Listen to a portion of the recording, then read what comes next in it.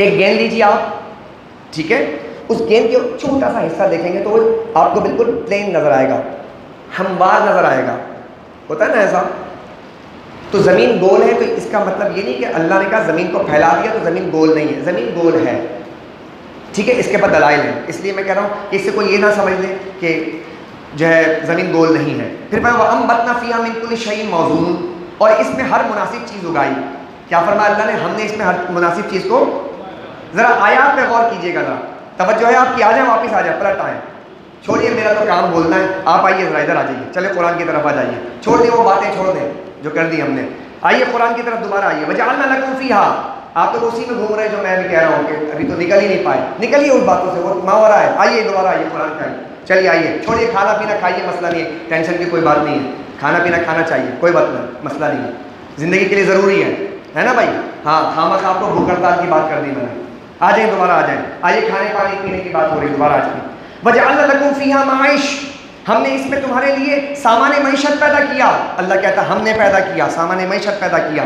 وَمَن لَسْتُمْ لَهُ بِرَازِقِينَ، ان کے لیے جو تم کو روزی نہیں دیتے ہم روزی دیتے ہیں۔ وَإِن مِّن شَيْءٍ إِلَّا عِندَنَا خَزَائِنُهُ، اور ہمارے ہی پاس ہر چیز کے خزانے موجود ہیں، ہمارے پاس ہر چیز کے۔ اب یہ آیت کریمہ بل گیٹس کو کوئی جا کے سنا دے، یہ آیت کریمہ بل گیٹس کو جا کے کوئی سنا دے اور کہتے ہو اللہ کے بتے الو کے پٹھے، تو کہتا ہے زمین کی آبادی کم کر دیں مسئلہ ہو جائے گا، آبادی بڑھ گئی ہے، ریسورسز کم ہو گئے، کہا تو کھلاتا ہے؟ میرا رب کہتا ہے کہ سارے خزانے کی چابی میرے پاس ہے، ہر چیز میرے پاس ہے۔ جب دنیا کی آبادی 5,000 تھی تب بھی پالتے تھے، 5 ارب ہو گئی پھر بھی پال رہے، 7 ارب ہو گئی پھر بھی پال رہے، یہ 10 ارب ہو جائے گی پھر بھی پالیں گے، پالتے تو ہم ہیں، لیکن نظام کے تحت چلنا پڑے گا۔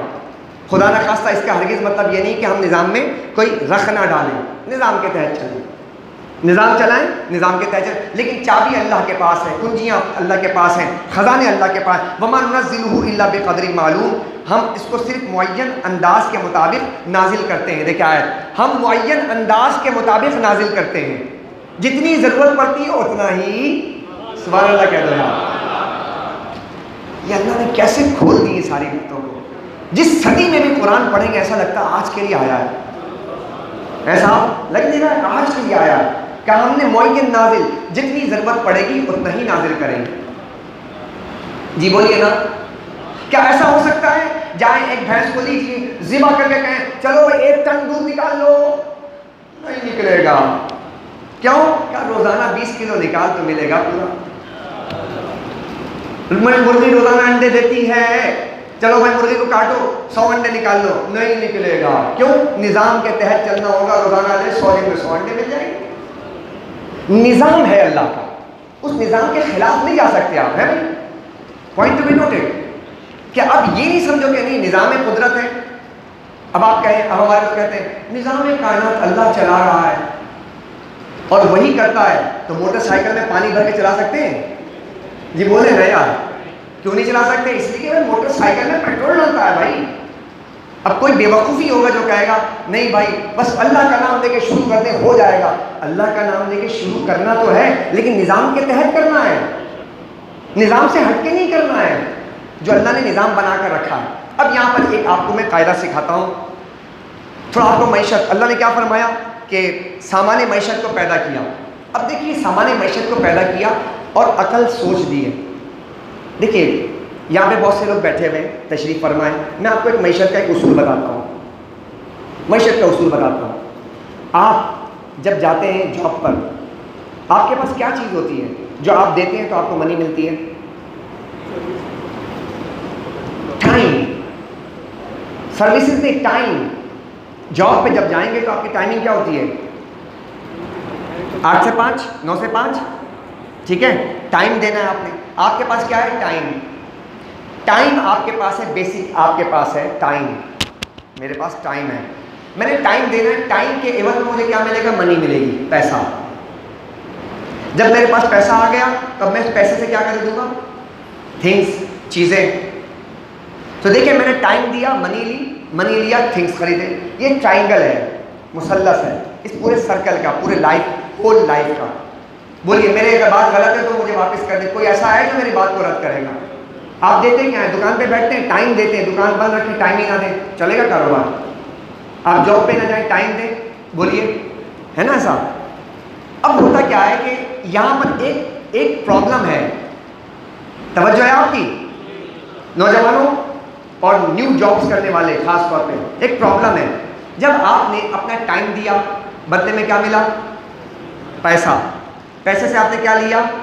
اے سی لے لی, کار لے لیا, تھنگس ہے نا, چیزیں ہیں نا.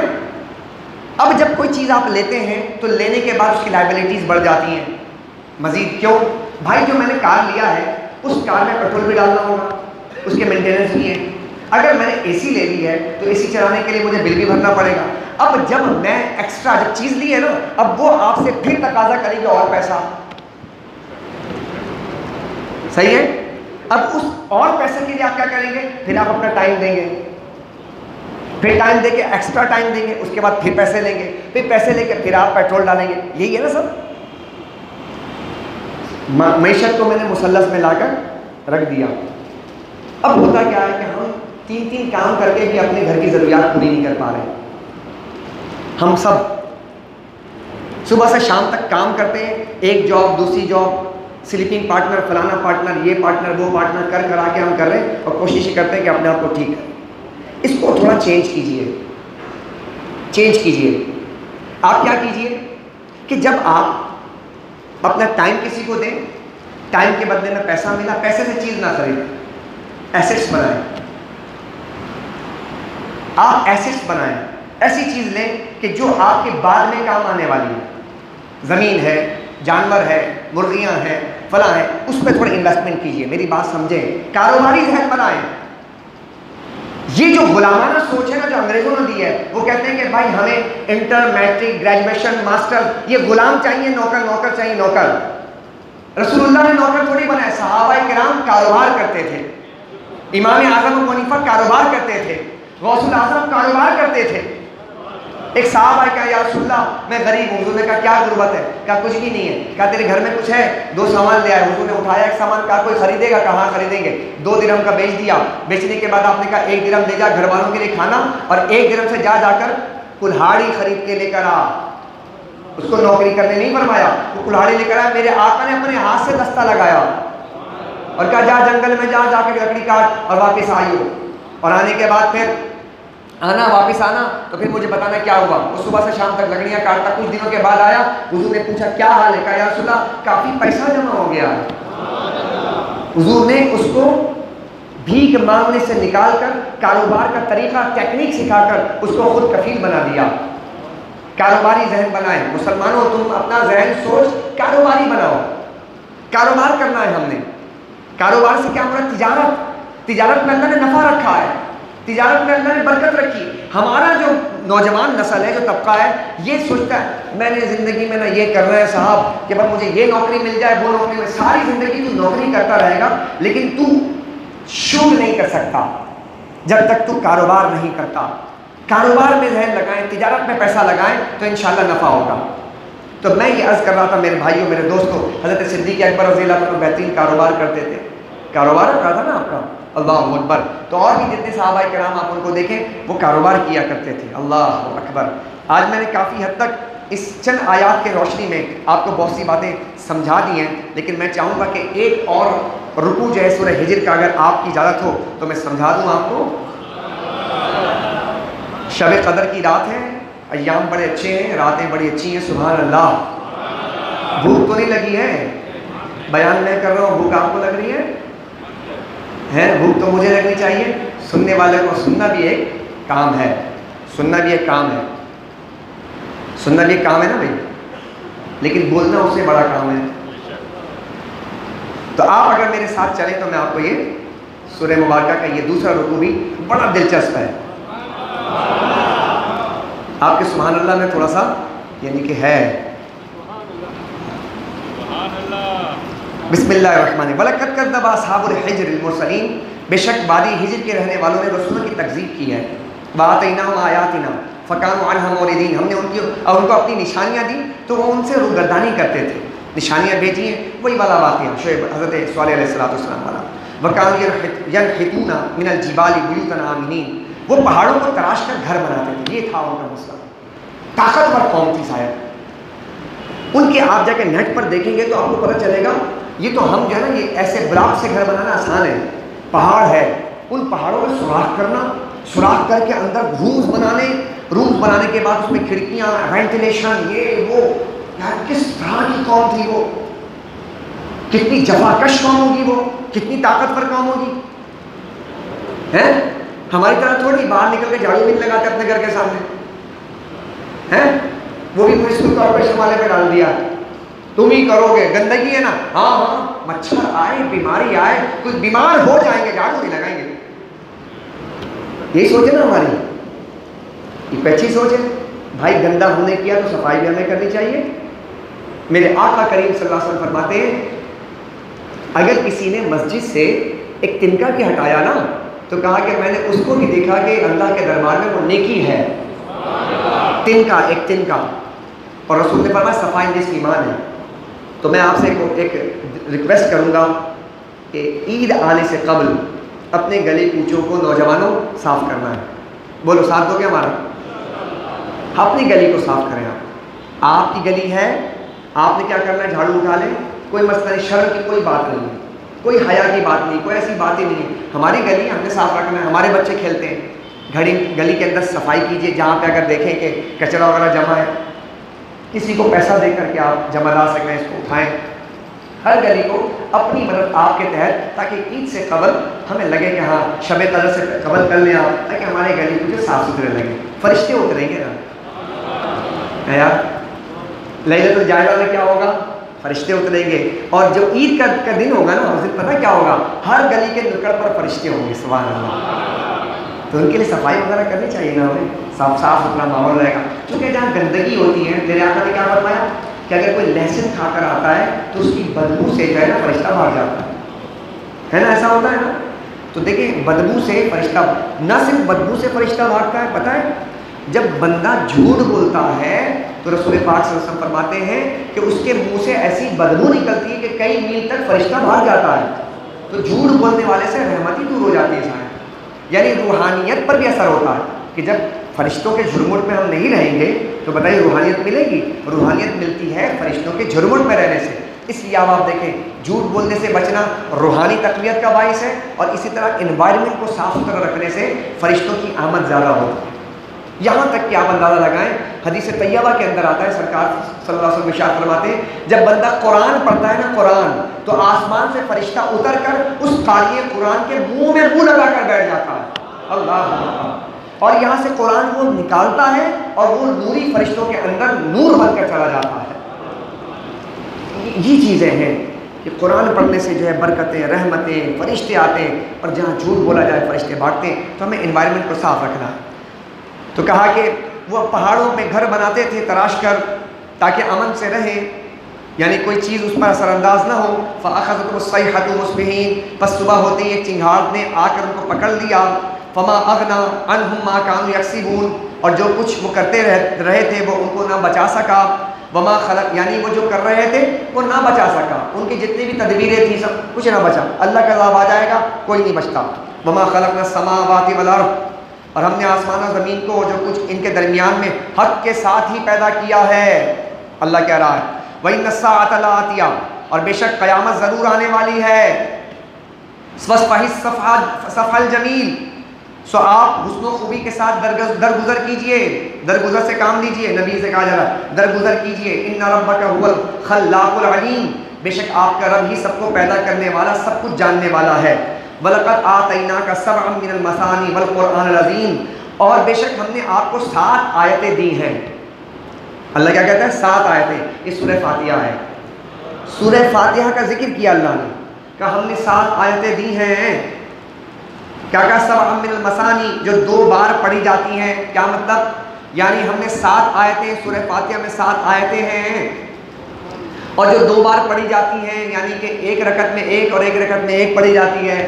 2 مرتبہ پڑھی جاتی ہے، یا پھر اس کا مطلب ہے کہ ایک دفعہ مکے میں نازل کی گئی، ایک دفعہ مدینے میں نازل کی گئی ہے، یا یہ مطلب ہے کہ ہم نے سورہ فاتحہ کو 2 حصوں میں تقسیم کر دیا، آدھا میرے اور آدھا میرے بندوں کے درمیان میں تقسیم کر دیا ہے، آدھے میں میری تعریف ہے، آدھے میں میرے بندے مانگ رہے ہیں مجھ سے، تو 2 حصوں میں سورہ فاتحہ کی تعریف کی گئی ہے۔ تو کہا کہ یہ قرآن عظیم ہے، اور قرآن عظیم نبی کریم صلی اللہ علیہ وسلم نے ایک دفعہ فرمایا تھا، میں آپ کو ایک حدیث سنا دیتا ہوں تاکہ آپ کو تھوڑا سا اس سے لطف آ جائے، سبحان اللہ۔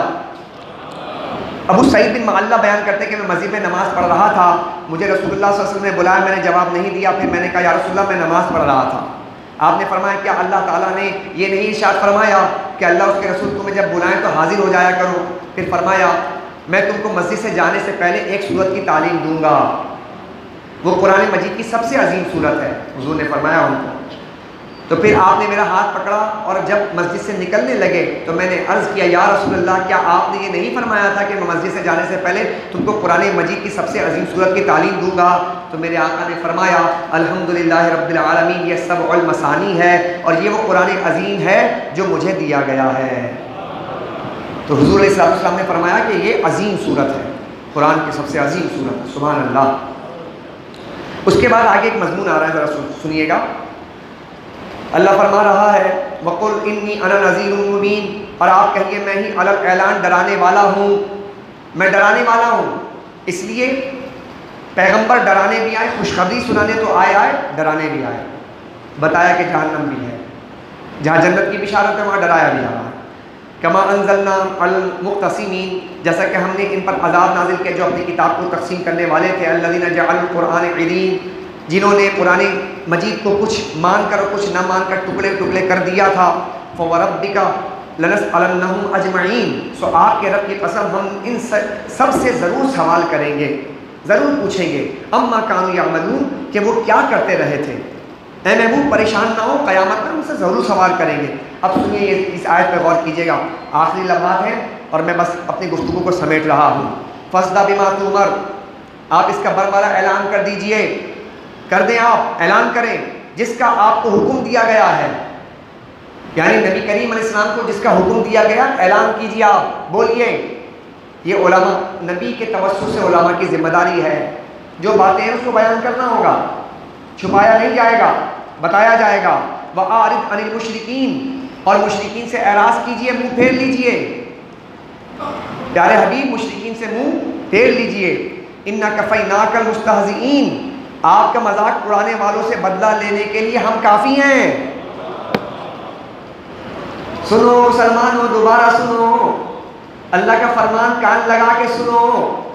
إِنَّا كَفَيْنَاكَ الْمُسْتَهْزِئِينَ، اے خاکے بنانے والوں، اے فلمیں بنانے والوں، اے نبی کا مذاق اڑانے والوں، اللہ کہتا ہے کوئی آئے نہ آئے، دنیا والے ساتھ دے نہ دے، پارلیمنٹ میں قرارداد پاس ہو نہ ہو، کیا کوئی پرواہ نہ کرو اے حبیب، ہم ان مذاق اڑانے کے لیے ہم کافی ہیں۔ جب اللہ کہہ دے کہ ہم کافی ہیں تو پھر مجھے بتائیے کہ پھر اس کی تو خیر نہیں ہے نا صاحب۔ ابو جہل کا بیٹے کو حضور نے فرما دیا ایک دفعہ کا کہ اس نے جب گستاخی کی تو حضور کو اللہ نے کہا اے اللہ تو اپنے اس کتے پر ایک کتا نافذ کر دے، کتا، جہنم کا کتا نافذ کر دے اس پر، اس کے پیچھے لگا دے، اس نے گستاخی کی تھی۔ اب جناب وہ جو ہے نا ڈرنے لگا، کہنے لگا نبی تو جو بات اس نے جو بات کہی سچی کہی ہے۔ اب کہا کہ بھائی اس کا پروٹوکول بڑھا دو، بھائی نبی نے کہا ہے نا، محمد صلی اللہ علیہ وسلم نے کہا ہے، اب کوئی نہ کوئی جانور آ کر کھا لے گا۔ اللہ ایسا ہی ہوا صاحب، اس کو ایک چوپال پیسے لٹایا گیا تھا، ایک شیر آیا اور آنے کے بعد سب کا منہ سنتا رہا، سنتا رہا، سنتا رہا، سنتا رہا، سب کو چھوڑ دیا، اور بالآخر جب اس کے پاس گیا تو اس کو چیر پھاڑ کر کے کھا لیا۔ جانور بھی گستاخ کو پہچانتا ہے، مسلمانوں تم بھی پہچانو، مسلمان ہو تم بھی پہچانو، جانور بھی گستاخ کو پہچانتا ہے، رسول پاک کے گستاخ کو پہچانتا ہے۔ سمجھ آئی بات؟ اس لیے ہمیں ذرا ہوش کے ناخن لینے چاہیے۔ یہ مسئلہ کوئی چھوٹا موٹا مسئلہ نہیں ہے، اللہ کا قرآن میں کہہ رہا ہے، 95 آیت پڑھ رہا ہوں، یا تو قرآن میں سے یہ آیت نکال دو اگر جرت ہے کسی کے اندر، یا بات مان لو۔ دو میں سے ایک ہی کام ہوگا. اللہ فرماتا ہے حبیب آپ کا مذاق اڑانے والوں سے بدلہ لینے کے لیے ہم کافی ہیں. تو انشاءاللہ عز و جل یہ جتنی بدماشیاں کرنے والی قومیں ہیں نا کر لیں. یہ تو میرے آقا کا صدقہ ہے, یہ پوری کائنات کو اللہ نے بنایا ہے. لہذا وقت اللہ ڈھیل دیتا ہے, اللہ تعالیٰ ایسے دیتا ہے. بڑی بڑی قومیں آئیں اور اس کے بعد پھر کیا ہوا؟ ایک زمانہ تھا سپر پاور کون تھا؟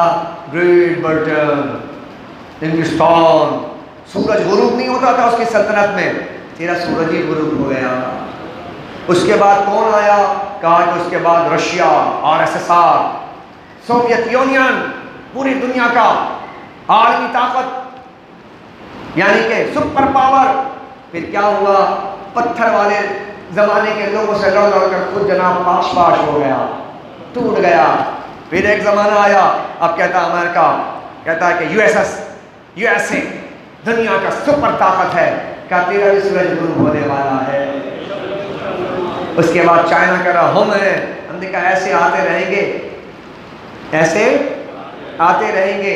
کیا خبر کتنے تارے, ذرا زور سے بولنا یار, کیا خبر کتنے تارے کھلے چھپ گئے, پر نہ ڈوبے نہ ڈوبا ہمارا نبی. آپ سمجھ میں آ گئی ہوگی بات. تم ڈوبتے رہو گے, تم مرتے رہو گے, تم پر پھٹکار برستی رہے گی, پر نہ ڈوبے نہ ڈوبا. سب سے اولا والا ہمارا نبی, سب سے بالا والا ہمارا نبی. الحمدللہ رب العالمین, والصلاة والسلام علی سید الانبیاء والمرسلین وعلی آلہ واصحابہ اجمعین. ربنا تقبل منا انک انت السمیع العلیم وتب علینا یا مولانا انک انت التواب الرحیم. وصلی اللہ تعالی علی خیر خلقہ محمد وعلی آلہ واصحابہ اجمعین برحمتک یا ارحم الراحمین.